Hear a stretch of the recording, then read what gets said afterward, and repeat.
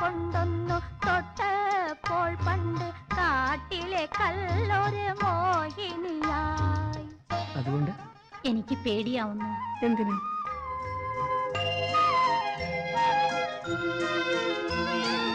ഏതോ ശില്പി ഒരിക്കൽ നിർമ്മിച്ചൊരു ചേതോഹരാങ്കിതൻ രൂപം നിന്നകം കൊണ്ടപ്പോൾ ഉയരിട്ടുവോ അന്ന് നിന്നിലെ മോഹങ്ങൾ കതിരിട്ടുവോ?